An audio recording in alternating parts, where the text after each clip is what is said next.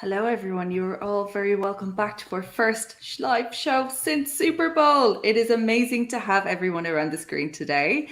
Brian and Colm, you're all very welcome back. Your tans are well gone. Welcome back to being in Ireland. And today we are joined by a brand new cast member. So excited to have Frankie on the call. Frankie, you're so welcome. You are calling from Milwaukee. How is Yeah, I everything am. with you this morning? Everything's pretty good. Everything's pretty good. I'm a Broncos fan, so they've been making some splash moves. So I'm pretty excited about the some of the stuff they've been doing. I don't necessarily love every single move, but I like the direction, and yeah, feeling pretty good here on the opening of free agency.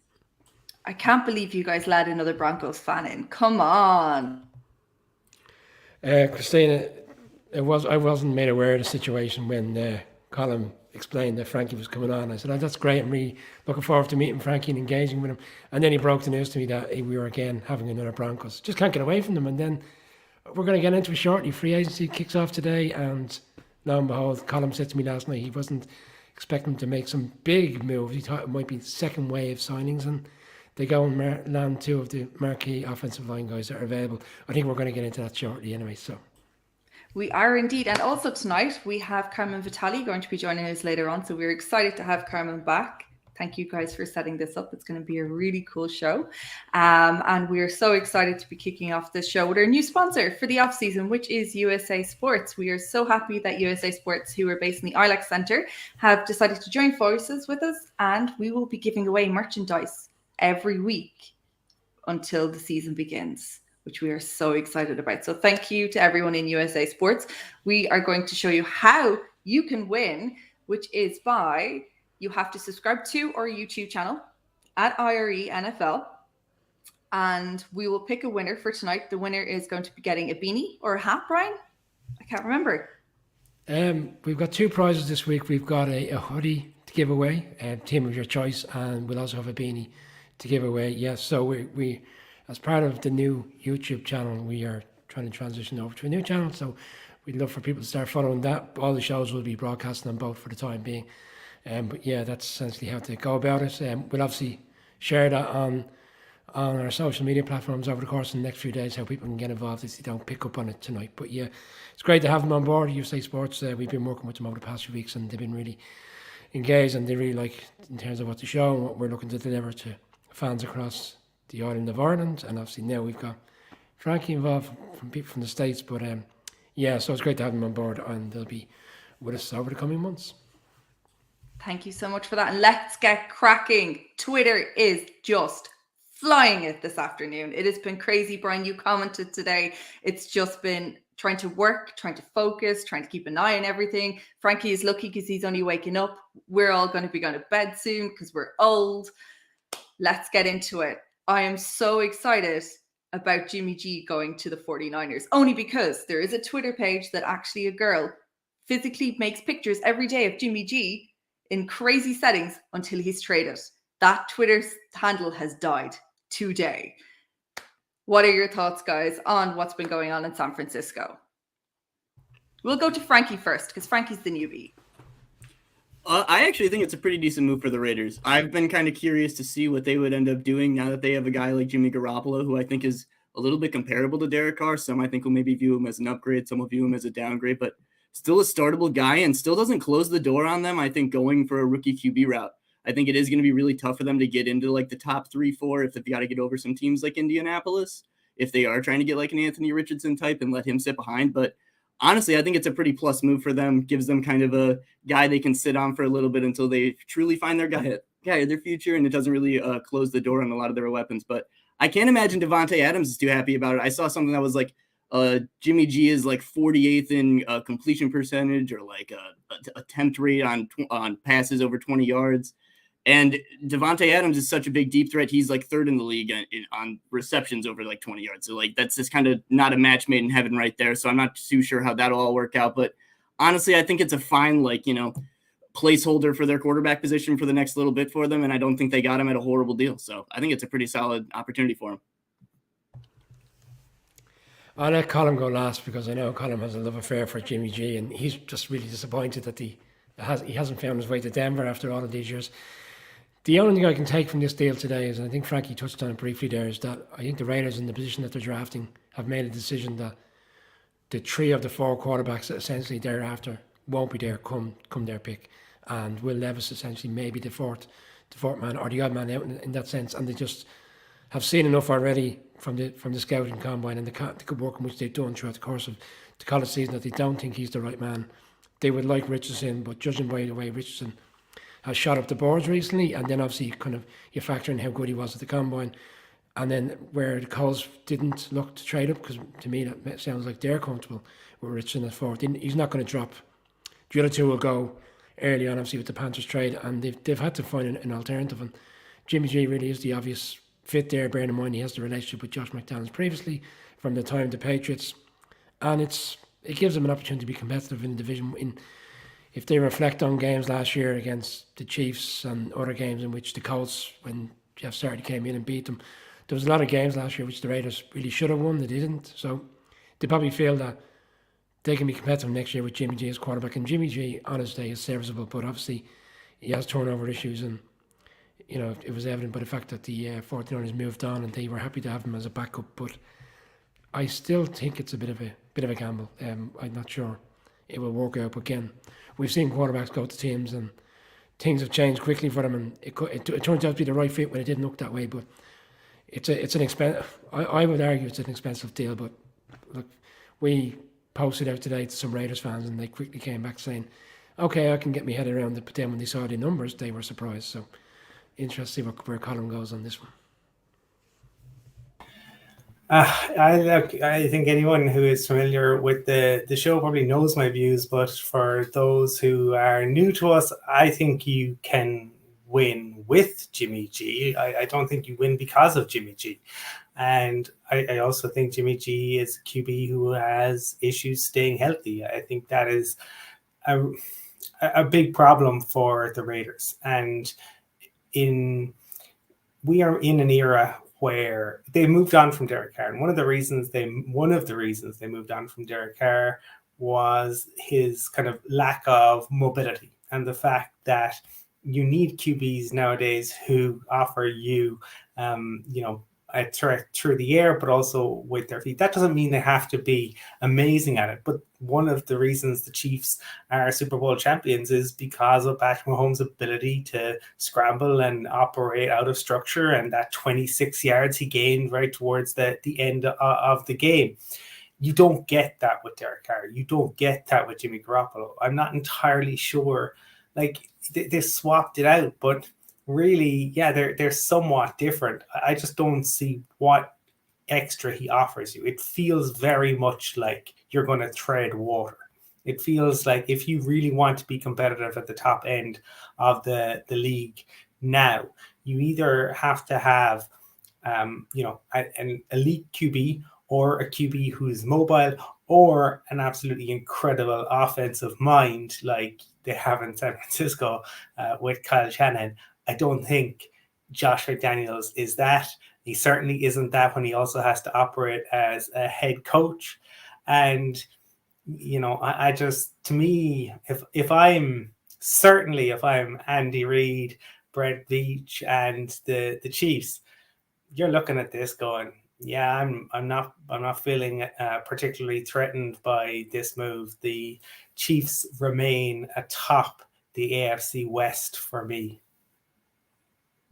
Can I just jump in there, quick one? Like, I think when Derek Carr got released, and I think Colin touched on it there, a lot of people felt they would go a very different direction in the sense that they would look to make a move in the draft and look for a younger, agile quarterback. It could come in the draft, and it could be a situation where it's a year in, and then that quarterback takes over. And I would have thought that today, but then you see the contract numbers, and it's off-putting in the sense that it looks like it's a real kind of commitment to him. And I know we read about the cap and we read about what's put on the screen, but obviously when you dig deeper into the contract, it doesn't really fall out that way. We saw that last year with Bobby Wagner going to the Rams. Everybody said, "Oh, that's a massive deal." A year later, he's not with them anymore. So, but it just feels like, and Colin said, it feels like it's a swap out of two quarterbacks with a lot of similarities. But it'll be interesting to see how it goes from here. Going from here, let's talk about the elephant in the room. Let's get it over and done with, Brian. Let's talk about the Broncos. Okay, we're going to let these two guys have a moment to shine. You can see Cullum's face all magically lighting up already because he's been dying to talk about this today for sure. Cullum, do you want to walk us through what's been going on in Bronco country, what you're looking forward to, what you're not looking forward to, and also who do you still expect to pick up over the next few days? Well, I'm interested in Frankie's take to see if we will have somewhat different of opinions, because Brian and I recorded the podcast last night, and this is our first live show, but we've done a whole series of podcasts, and we've had some great guests on and talked to a lot of fans and stuff, so check them out. But it would be very hypocritical of me to change my stance based on what the Broncos have done. And I said on the recording, I said it numerous times, I believe the way in which teams are best to approach team building is to spend on defense and draft on offense. And obviously that is not what the Broncos have done. Some of that is because I have been burned in the past. Juwan James is probably the most stunning example where the Broncos brought in somebody who was considered a very talented right tackle, but he had incredible injury issues and, just was an unmitigated disaster. Now, the Broncos last year essentially had, 4 traffic cones, certainly, so they had to do something. And I guess they've gone and decided that they're going to spend the money. Obviously, they're upgrades. McGlinchey,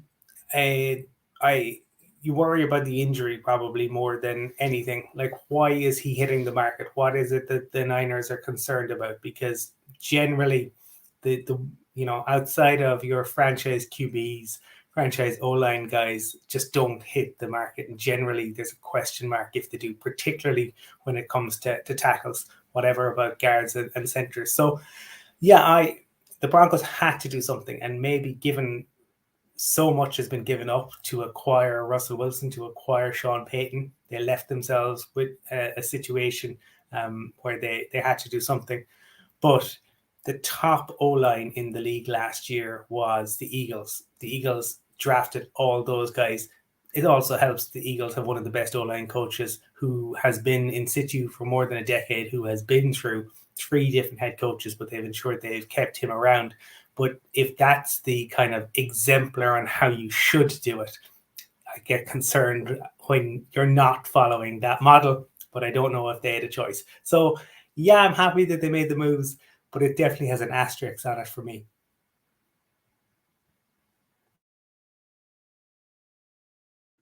Yeah, these were some very Sean Payton moves, which I think is really good to see. I mean, the team is clearly trying to create an identity for themselves. They want to be able to run the ball a lot more. They brought in Ben Powers from the Ravens. I really like the deal they gave him, actually. Like the way it's structured looks pretty decent for Denver. He's not too expensive in year 1, gets a little bit more expensive in year 2, and then they get some outs right away. But he's a quality player. I went back and watched all of his film today. Really a solid pass blocking guard, and I think something that'll help him. Russell Wilson is known for, kind of extending plays kind of to the detriment of his offensive line sometimes. And Ben Powers was blocking for Lamar Jackson the past couple of years. So no one extends plays like Lamar Jackson does. I think that will kind of be a little bit of an asset he can use for himself. But then, man, with the McGlinchey contract, it's a lot of money. And it's one of those things where you're kind of setting the market right now. I guess you could say that Jawan Taylor a little bit more did, but with what you see, what McGlinchey cost and for what he is as a player, that first round pedigree he had, just because, he was taken in the first round, has really helped him throughout his career, where it's one of those things where I don't necessarily know if he will be able to live up to that contract ever, but it fills a need for Denver and it is an upgrade, and they're investing in the offensive line, which I don't think is a mistake. So I think it's a pretty decent move for Denver. I'm excited for the offensive line going forward. I'm a little bit disappointed. It still seems like Draymond Jones is on the market, so possibly a reunion there, but I hope they're able to add to the defensive line as well. But yeah, the 2 big offensive line moves for Denver were really nice to see today, and kind of a little bit of a surprise, like you said. I didn't expect them to necessarily make multiple big moves on the first day. I figured there'd be one. I did assume they'd kind of go for one of the big tackles, but I wasn't sure which one. So I will say they got probably my least favorite of the 3 that were available between McGarry, Taylor, but it didn't look like they were going to be able to pay Taylor compared to what the Chiefs did. Christina, I just wanted to throw a little piece in here and kind of slightly going in a different direction on this. It's like there's been a lot of stories come out today around the Broncos about the fact that they're open to a deal for any of their wide receivers. if the right price is on the table for Cortland Sutton, for Judy and Hamler, essentially they'll take the deal. And that to me is a little bit surprising. I think Cortland Sutton is a really strong wide receiver and in his own right on his days one of the better ones in the league. So I was a little bit surprised with that. But just to reflect on the offensive line signings, I mean, when Sean Payton got the job and there was that little opening gambit at the press conference where he essentially said Russell Wilson won't have his own people in the facilities, with the exception of the Broncos coaches and the people who are hired to be Broncos coaches. It strikes me as a deal in terms of the players coming in to say, here's the year, we're going to rebuild the offensive line, we're going to put it in Russell Wilson's hands, and if it doesn't work out, then we really will be turning things in a different direction come the next off-season. So there'll be no more excuses, that they'll do their utmost to make sure this is an offensive line that can leave them in a situation where they know exactly where they stand come the end of next season, whether it's Russell Wilson playing behind a poor offensive line last year. That was kind of, maybe that's the narrative that you could work upon, as opposed to his poor play. But come the next season, having done all this business in this off season, there'll be no excuses for him. And if it doesn't work out, they move on from there.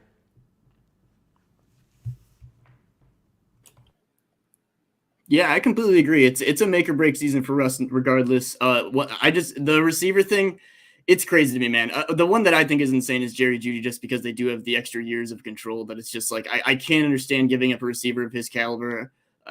From what it sounds like, I will say though, it doesn't sound like they're just kind of giving these guys away. They are just kind of like listening to phone calls for them. But man, yeah, I don't really understand that, especially if like you're trying to see what Russ has, which the moves don't really seem like they have too much faith in Russ from my vision, or if you're trying to have the next quarterback have a little bit of a platform. But yeah.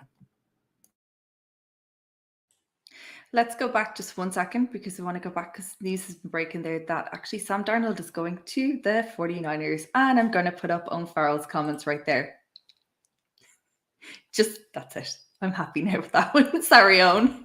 No, I want to make a point on that, because during the podcast last night, at that stage, it was speculated that Baker Mayfield was going to either sign for the Bucs as potentially their starter, and the 49ers were in the sweepstakes for him. And me and Colin discussed on the podcast that we couldn't really get our head around that, because unless he was coming into a Jimmy G type scenario where he's the backup, but then you've got a situation where it's either Brock Purdy or Trey Lance, and whoever doesn't win the position of those two loses essentially a show in the door, and someone makes a trade for either of them.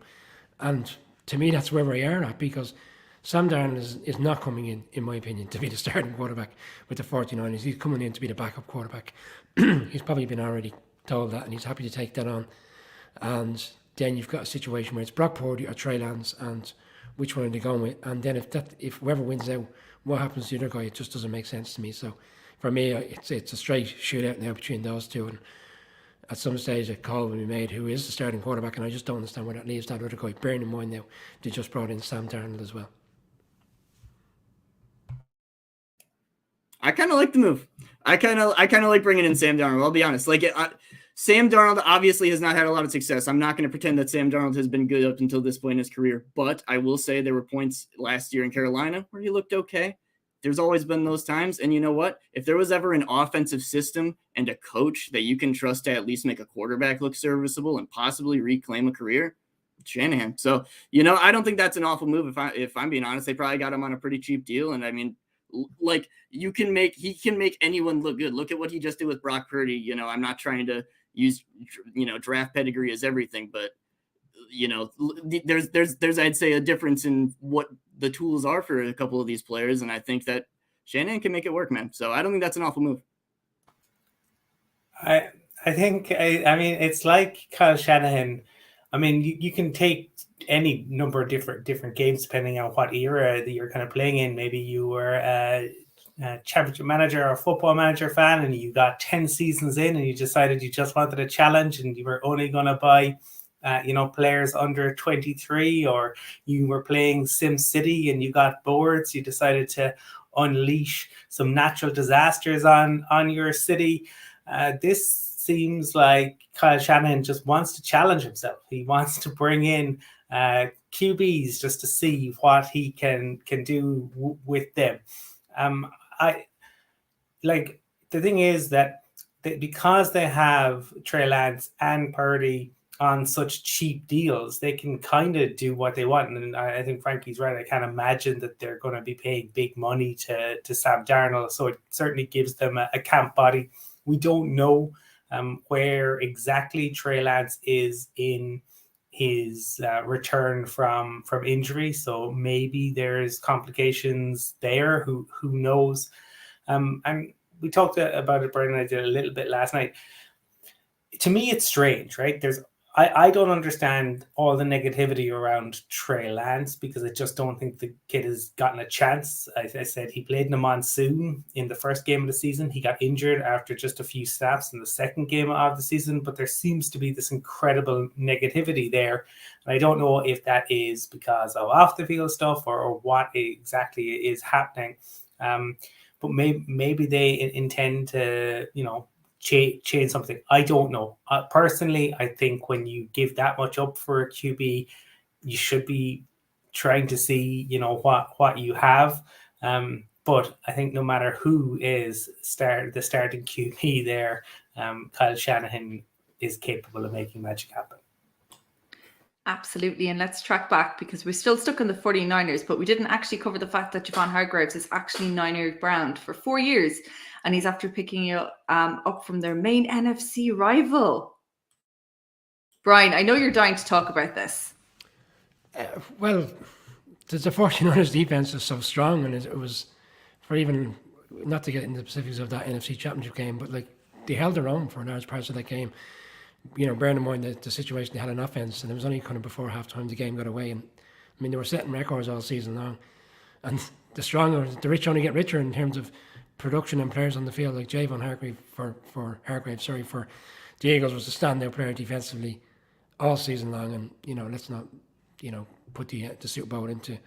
And people will argue that they didn't really perform in the Super Bowl, and that's why some players have potentially moved on. But they were always in a risky situation, the Eagles, because they put players in certain contracts that it was a win-now type scenario for many of them, and they were obviously going to get paid elsewhere. And like there was a lot of talk yesterday, he was going to be going to the Bears because they obviously have the strongest cap in terms of availability space, over 100 million, just short of 100 million. But the Niners have come up with this fantastic deal today, and it's a real marquee pickup to pick up a player against. Like you're right, you look at the teams next year, even now, who realistically is going to be going to make a real push again to be in the NFC game, potentially going to Super Bowl. It's the Eagles, it's the 49ers. So to take one of their marquee players and put him on your team, it's a real strong, bold statement already.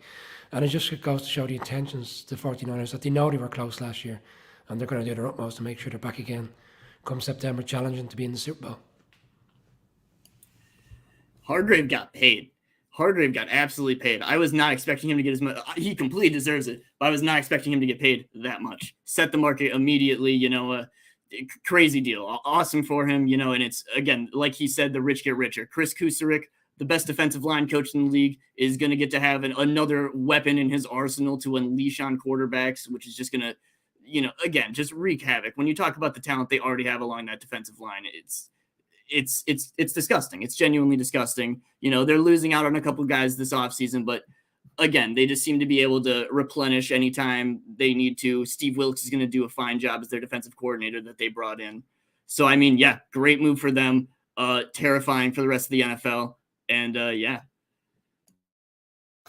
I think what's going to be interesting, I suppose, is you look at the 49ers, and again, like Hargrave is, Brian and Frankie both said, he's a monster. He's a phenomenal player, but it's almost outside of the QB, right? They have stars across the field, and it's a very different approach to, say, maybe the Chiefs, where Patrick Mahomes, obviously he has Kelsey. Patrick Mahomes last year, kind of an ensemble cast of wide receiver, and he still makes it happen. So it is different. The concern, I suppose, always for the Niners is when those guys are on the field, they are phenomenal to watch on both sides of the ball. But the Eagles last year, we talked about the fact that the Eagles, what made them so so destructive last year was the fact it wasn't that they had the best 4 guys, but they had the deepest 8 guys, and they were able to rotate guys in and out. You wonder in terms of the depth is the only issue potentially with the 49ers, but they keep adding pieces, keep adding impressive pieces. They have a great coaching staff. It feels like, frankly, he's talked about the DC, like they've lost guys, right? Salah has gone on, McDaniel has gone on, now DeMeco Ryans has moved on, but they keep finding, and we were talking during the off season around kind of Wilkes, and I think it was Peter King who said to us that the messaging more so for the Panthers was wrong, because Steve Wilkes had basically been told that he was only ever going to be a caretaker, whereas the messaging obviously publicly was, well, look, if he did a good enough job, he might be in contention, which is why things ended so amicably between Wilkes and the Panthers. He never expected to be in the running for the job, but he did perform incredibly. And I think given the experience he has, we know what a talented coach he is. Yet you would have to say they, certainly as we sit here in mid-March, they should be one of, once again, the most exciting teams to watch both on offense and on defense next year. I just think it's strange. We mentioned this towards the end of the season. These two are going to be a force to reckon with. We're going to see these two for a lot more as they battle the Chiefs and the 49ers on a regular basis. And this will show that 49ers are going to push hard to win this battle for sure over the next 2 years, because this team is, they're just getting stronger. And look at my Patriots, just will never do anything over the next few years for sure.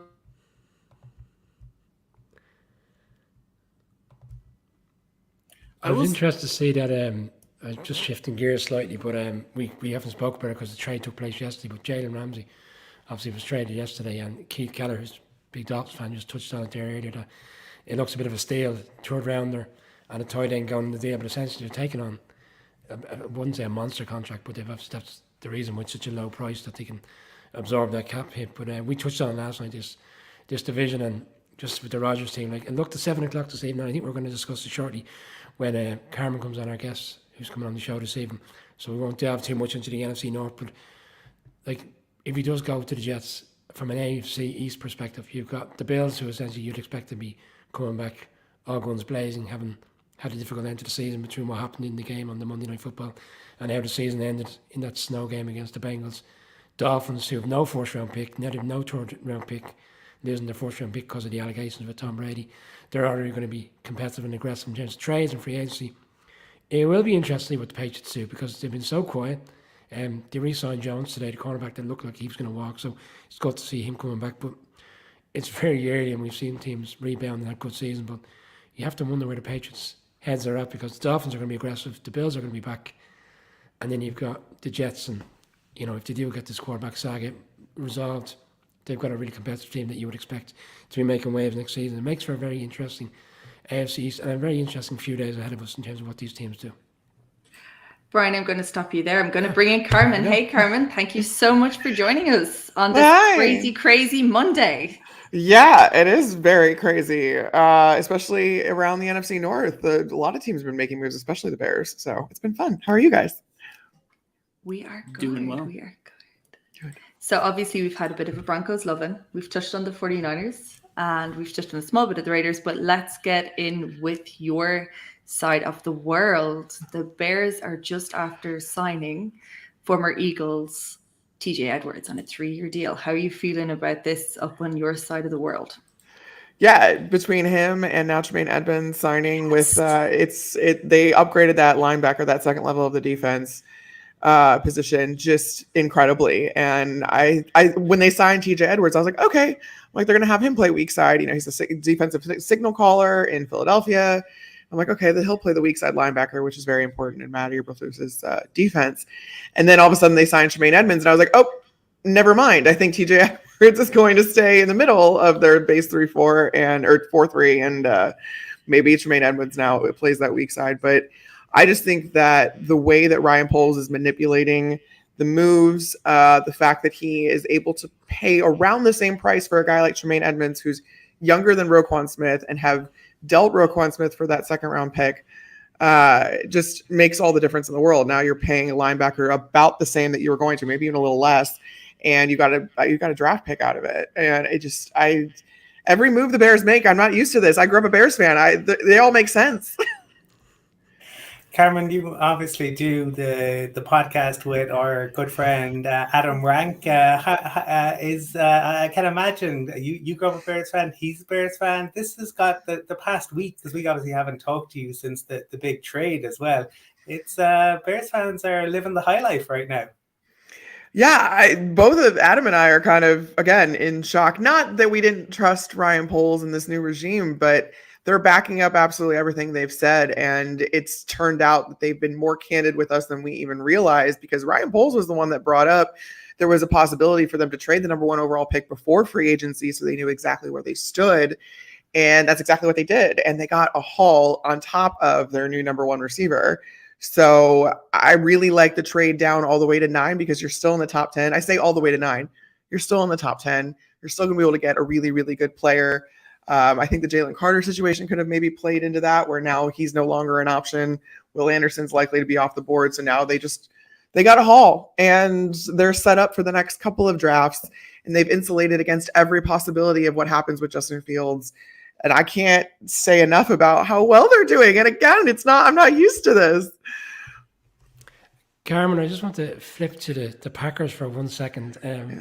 Last weekend, Mark Murphy was very open in his communication. He did a number of different broadcasts at an event in which he was very open for the first time in quite some time, because from your experience, the Packers are quite reserved in terms of what open communication they come out with. But for the first time in a long time, he was very calm and relaxed about, essentially, if you read between the lines, it was essentially felt like go to the Jets or retire, but we're moving on. Were you surprised how the openness of that interview last weekend for the first time in a long time? Yeah, I think so. I don't know that it necessarily shocked me as much as it would have if he had done something like that last year. Of course, we know that the Packers re-signed Rodgers to a 3-year, $150 million deal last offseason. But yeah, this was the first time we got to see Murphy say that, listen, the two sides want something different. I think that was the biggest thing to come out of that, was that their ideal situation was no longer having Rodgers return to the Packers. And that was the biggest surprise to me, was that he was so open about that fact, and that they would welcome him back if some things didn't work out, but they are ready to move on. And especially now, today, as free agency has gone on and some of the veteran quarterbacks have been taken and that market is kind of drying up, it seems more than ever that if the Jets weren't already all in on doing whatever it took to get Rodgers, that they are now, because they've really left themselves with no other choice. And the only way that perhaps Rodgers wouldn't go to New York is if he retired. So it just seems like it's harder and harder to see a reality where Rodgers is still in Green Bay next year. And that's kind of what Mark Murphy got the ball rolling on last week. And I guess it was going to come out anyway, obviously. So he just kind of sped up the timetable of what he said. But yeah, I think that should tell you how much the relationship has maybe broken down between the two sides.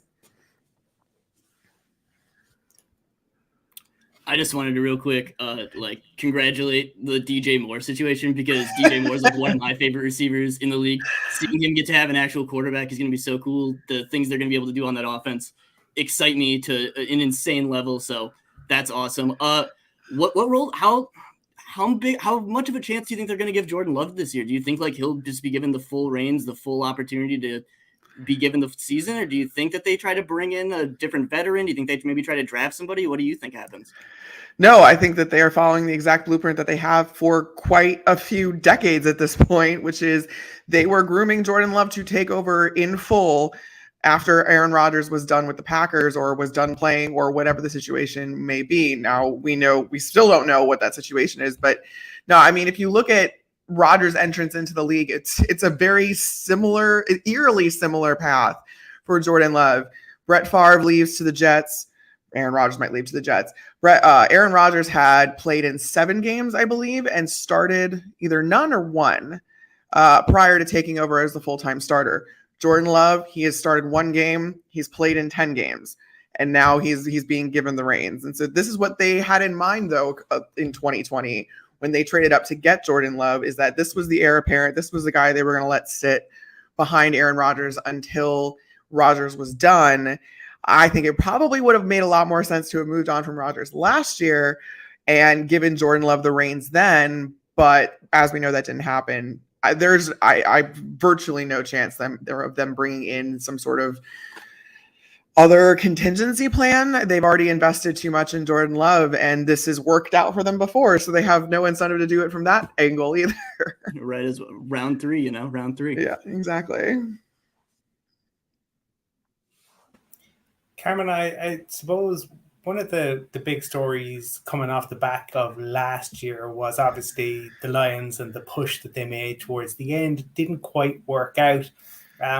Now, they have maybe been the quietest of the teams perhaps today. Is that a kind of a testament to the fact that, they generally either you're a really bad team and you're adding lots of pieces in free agency, you're trying to build back up, whereas the Lions, having kind of built back up, are pretty confident of where they're at and are kind of just adding to pieces here and there and really use the draft to build rather than kind of go all in free agency.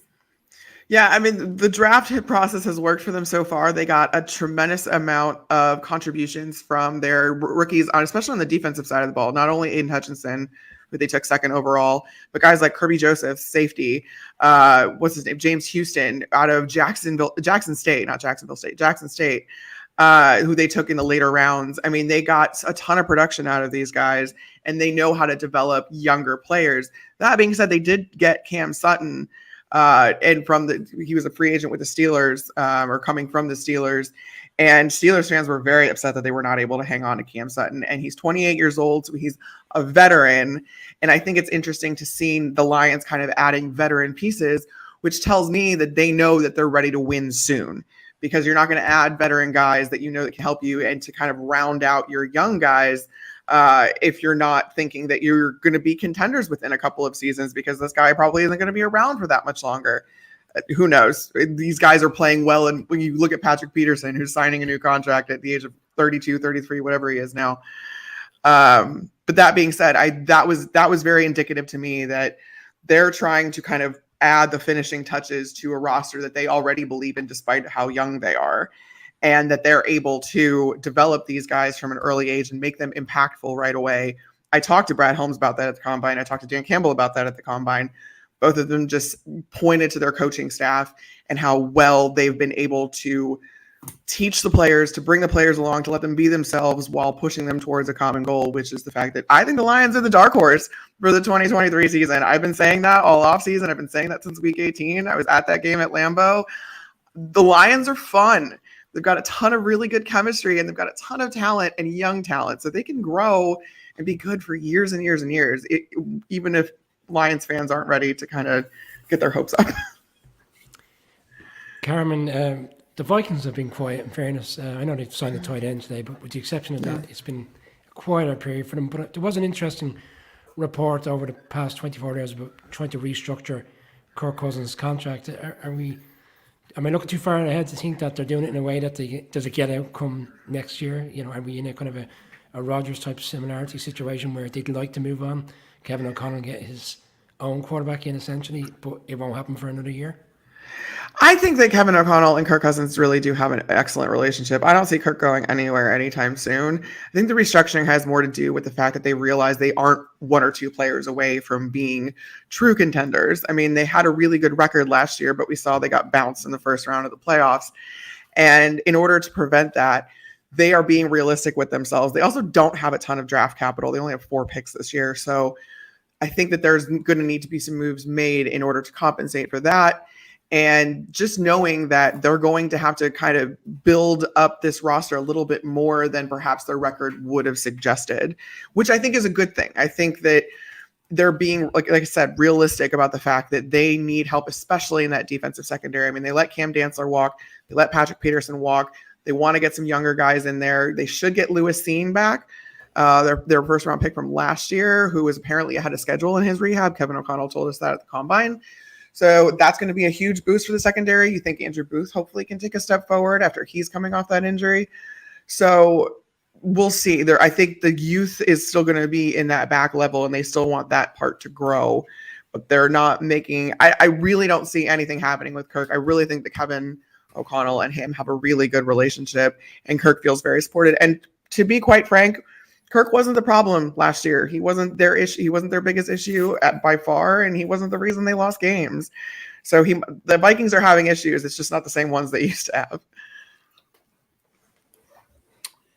So then I just want to know, so Bears have number 9. You know, if they don't have number 1, they don't get the pick of the litter anymore. They don't have their options, you know, all over the board. They get to hope that someone maybe drops to them. Who are you dreaming for them to get at 9? Who's maybe a little bit realistic? You know, we're not going to think that Will Anderson's dropping there or something like that. Right. Yeah. I mean, I touched on it earlier where I think that the overwhelming consensus prior to all of the Jalen Carter off the field issues coming out was that drop to number 4. You can get either Will Anderson or Jalen Carter there and still get a haul, probably a future first. That obviously didn't happen. And I don't think that they can anymore take Jalen Carter because they spent this entire time under polls saying they value integrity, they value character, all of those. At the very least, Jalen Carter displayed a very big lack of decision-making skills. So now you think Will Anderson's, yes, he's going to be gone. And by number 9, I'm looking more at, you've got a ton of other holes to fill. They haven't done anything in the tackle market yet. They signed Nate Davis from the Titans at guard. And I wonder where he's going to end up slotting in because you have Cody Whitehair and Tevin Jenkins was successful at right guard last year. But that being said, I still think you need tackle help. Peter Skoronski is a guy that I've been saying I want from the jump. It's because I went to Northwestern, but also I feel like he is a very, very good tackle. I mean, this is a guy, he can't protect the quarterback all by himself. And for that reason, though, I think he's gone a little bit even underrated. He is a technician. He is so well polished already, and I feel like ready to make a transition despite the fact that he's not coming from a bigger program as far as how good and successful they are. Between him, even Paris Johnson, although I still would take Skoronski over Johnson, I'm looking there. Or, I mean, if you really want to load up, I'm not going to hate this move if they get Jackson Smith and Jigba out of Ohio State and really just load the weapons arsenal for Justin Fields. I can't imagine being back with Jackson Smith and Jigba, who was his former collegiate teammate, and then having now DJ Moore, having Darnell Mooney end up like as he gets healthier, and Chase Claypool. I mean, that would be one of the best receiver rooms in the league. Those are all, yeah. It's. I love that you mentioned Skoronski. Skoronski is such like, I don't know. He seems to get a lot of hate, and like it's so funny watching the Northwestern tape because he's the only one who looks like a he knows what he's doing. Player out there, and then the rest of the offensive line is all clattering about the quarterback's getting sacked, but he's looking great. His movement's so awesome. So thanks. Yeah. He was here obviously with Northwestern in Dublin last August, and he looked the real deal. As you said, Frankie, he was the one holding it together. Carmen, last question, I think, but something that has just popped up from one of the viewers was in relation to the rumors around kind of Dalvin Cook and Minnesota maybe moving on there. Is that something, I mean, look, you could see last year the defense was the issue, but in terms of, we were fortunate we had Kevin on, and you can know the relationship he has with Kirk. But in terms of moving on from Dalvin, is that something that they might be more willing to do? More willing as I don't know about I hadn't seen that report prior to this, but it does kind of make a little bit of sense if you look at the kind of offense that they run. It's not very, I mean, there's a heavy play action, and Kirk does utilize that quite often, but at the same time, it stresses they live in that 11 personnel set and doesn't really stress the backfield or running backs. And like I said before, they have 4 draft picks right now. So they're going to have to make up for that in some way or another. And that might be having to cut ties with someone as important. Now, again, I haven't fully processed if that's really realistic at this point for Dalvin Cook, but I need to refresh myself on his contract situation right now. But it definitely wouldn't be surprising just because I feel like they've come out of so far the first day of free agency kind of unscathed. We knew Patrick Peterson wasn't going to be able to be retained at his salary. You knew Cam Dantzler was probably a likely bet to go as well. So that would be interesting. And I think it would show you, though, how much they understand that they need more resources. And perhaps that's somewhere where they could take a little bit of a hit. Carmen, I can tell you for sure you've just made every Lions fan in Ireland ridiculously happy this evening. You were going to pick up a lot more followers from Ireland today. Can you tell us how everyone can follow you, apart from seeing you on the big screen on Fox? Carmi V is my Twitter and Instagram handle. So I'm very active on Twitter, and I crack jokes in addition to hopefully providing some information that you didn't know before. So check me out on there. Great. Thank you so much for joining us today, Carmen. We really appreciate you giving up time, especially during this mad frenzy few hours that we're experiencing on the NFL. Thank you. Anytime, guys. Thanks for having me. Thank you so Thanks, much. Carmen. Awesome. So, wow, that was amazing. And Carmen is always great. We always love having her on the show.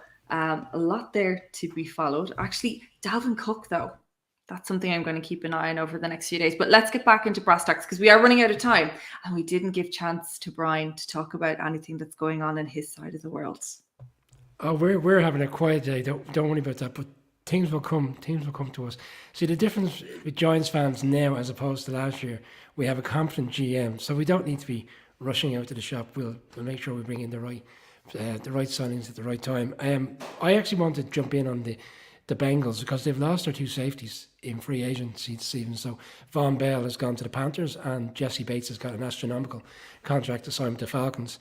And I've seen a couple of social media tweets tonight to say it's okay, sure, look, they've got Chase and they've got Burrow, but as I joked to Colin earlier, neither of those can play safety. So to lose one, but to lose both of them, it's a big blow. I'd be interested to see what Frankie thinks, in particular on the Jesse Bates one, because last year he wouldn't play on the tag. He did in the end, but he's got paid now and he's walked away from a team that looked like they're advancing. You know, we're talking about teams being competitive and, you know, looking to be in the mix to go to Super Bowl next year. You would have thought the Bengals on the back of a good season would be the case, and I'm sure they will be, but it's a huge loss to lose one marquee safety, but to lose both of them, you know, in one day, it's a big blow. Yeah, definitely. I wasn't expecting them to lose both of them like 100% either. I will say they do have like a replacement in the wings. I cannot think of his name off the top of my head, but he was their backup last year. They drafted him. I want to say he was out of Nebraska. He's a solid player. It might actually be Daxton Hill. Oh, I'm not sure off the top of my head. Whatever.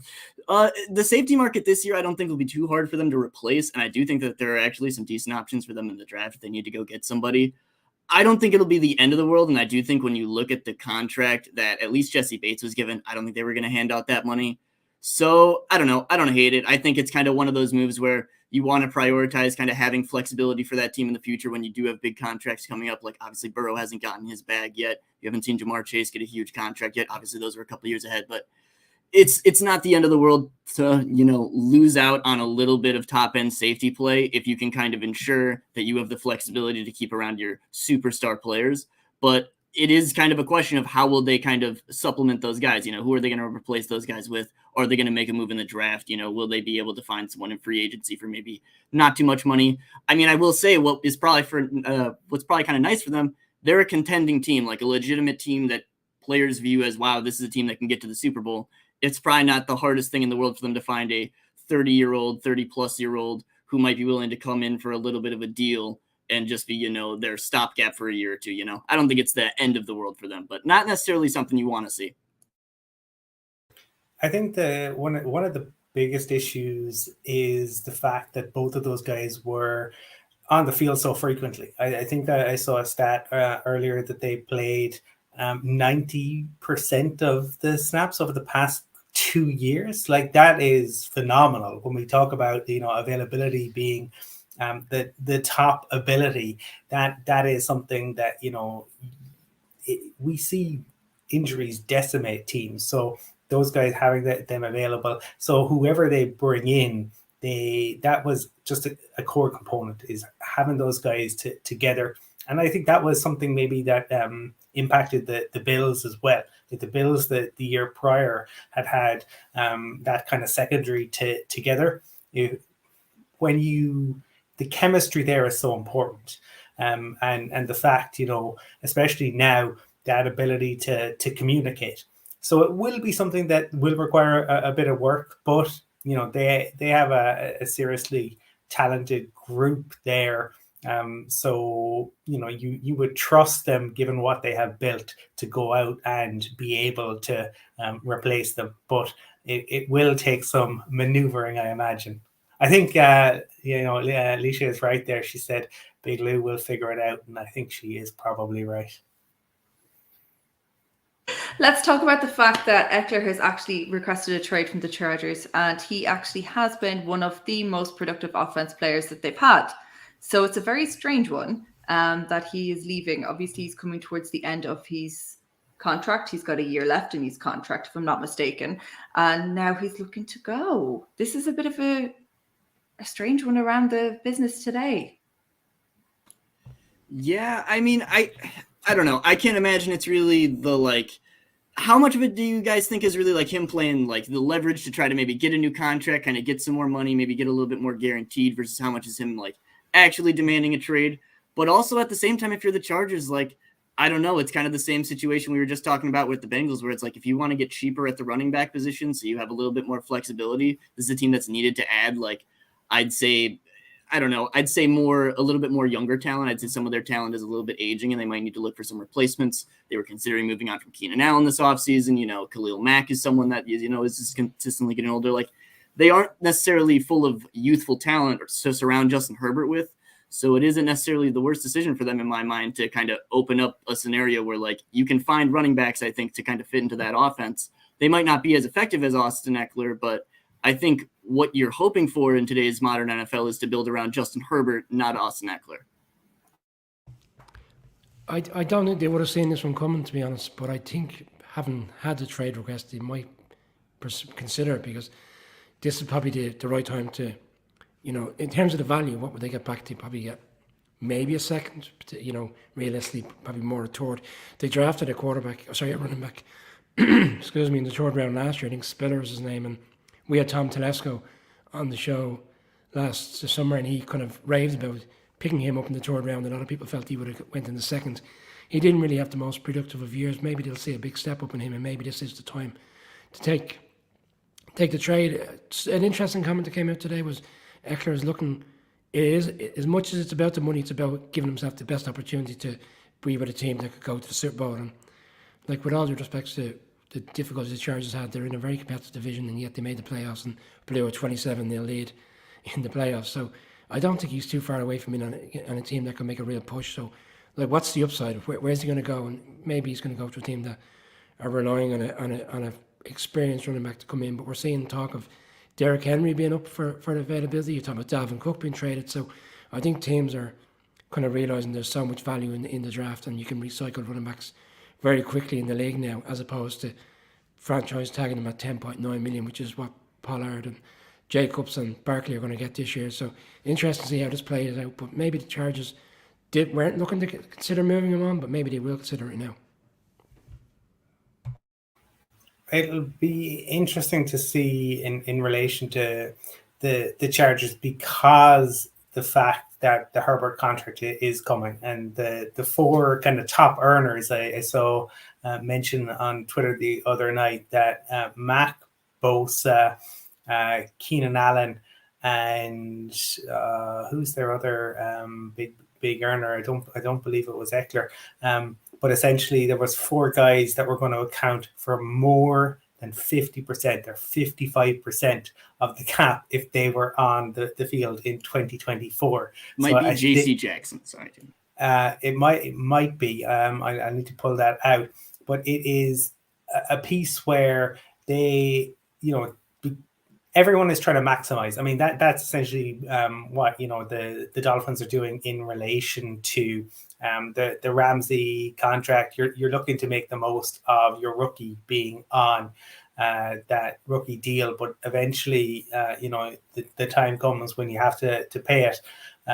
It was Mike Williams was the other. So between Mac, Bosa, Williams, and Allen, those four players alone would make up 55.6% of the projected 2024 cap, which is quite staggering. So it is a big year for the Chargers.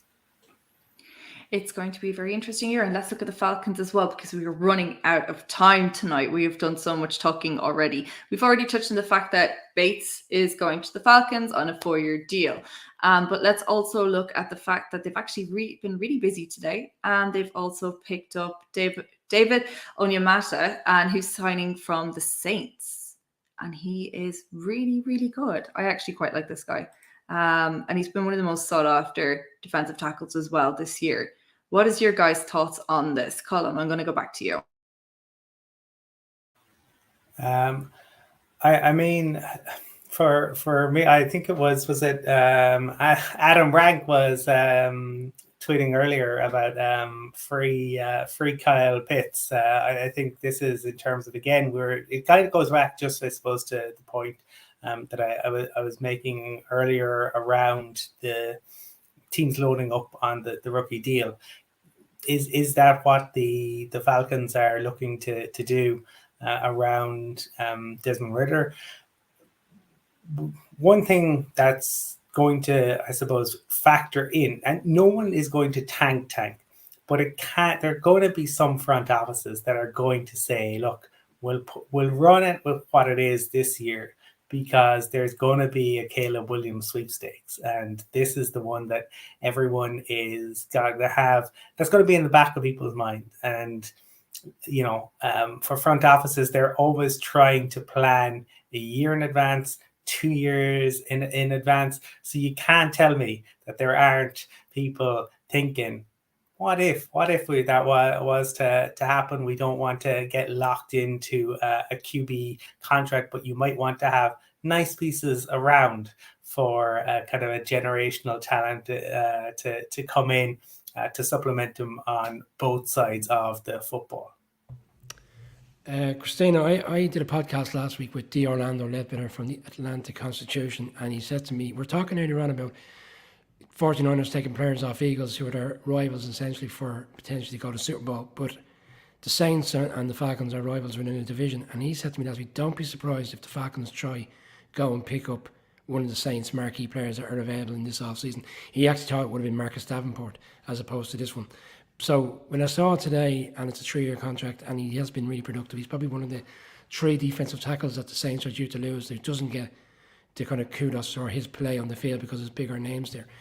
But so D. Orlando was right. He said that they would go after players in the Saints. He felt that we'll make ourselves stronger by making other teams in our division weaker. So it didn't come as a surprise, and it's a nice deal for 3 years. And the Falcons have done some nice business on defense today. So they are rebuilding, but obviously it's the quarterback conundrum is really the biggest question for them. And will they consider a quarterback in the draft come the end of April?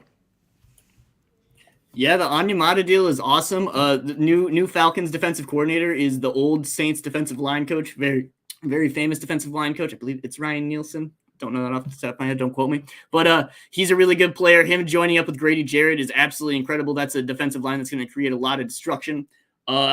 Arthur Smith is just doing madman things on offense, which is great to see. I like him reuniting with Jonnu Smith. It does a little bit suck for Kyle Pitts, but if there's any coach in the league that'll be able to utilize 2 players of their skill set, it is Arthur Smith. I'm a pretty big Desmond Ridder believer. I liked him kind of coming out of the draft. I don't think he's going to be, incredible, but he did kind of he gave me Dak-esque vibes where it's like, I really do think that this can be a guy that'll be successful in the league. And I think was kind of underrated coming out. Yeah. And they also got to keep Chris Lindstrom, one of the best guards in the league, even though they gave him an absolutely massive deal, complete, tone setter for the day was seeing that big old boy contract coming right through. But, it's cool to see, man. It's nice to see that the Falcons, like you said, it really doesn't seem like they're tanking per se. It doesn't really seem like there's that many teams that are right now. Yeah, they also took Jonnu Smith from the Patriots, who's had a kind of very inconsistent time there as tight end with the Patriots. I just don't think what they've tried to do on that offense has ever worked for him, and they've given away a 7th round pick, which essentially is, let's be honest, it's bottom of the barrel type stuff. So picking a player that has huge upside if he gets his head together and he fits into that offense. Yeah, that 2021 offseason for the Patriots looks terrible. They brought in 2 tight ends that didn't work out. They brought in receivers that didn't work out. Bill Belichick is kind of tanking it a little bit. So, but yeah, Jonnu Smith going back to Arthur Smith where he had his best years is going to be great. I'm not getting into this conversation right now because I'm still not emotionally ready to have this conversation about Smith leaving the Patriots because, yeah, we just have a gap. We're not going anywhere. But in saying that, I'm so happy that you guys touched on this because now we're able to finish the show, which is absolutely amazing. Don't forget, we are giving away free merchandise this week with our amazing sponsors, USA Sports, who are based in the ILAC Centre and also online. You can follow them on USA Sports Merch, which is just flashing around the bottom of the screen. To be able to win this, you need to follow our new YouTube channel. I almost forgot the word for it. And it's at IRE NFL. You can get us there. And we will be back later on this week, no doubt, with a lot more free agency news. Thank you so much for joining us today, Frankie. It's been really cool having you on the show. You're very welcome to the show, for sure. Of course. And, thank you guys for having me on. Sorry. Until next time, let's keep an eye on Twitter overnight. Let's see people be happy, people cry, the Broncos celebrate, and the Lions fans across Ireland because of Carmen V think they've got a chance at the Super Bowl this year. Thanks, everyone. Bye.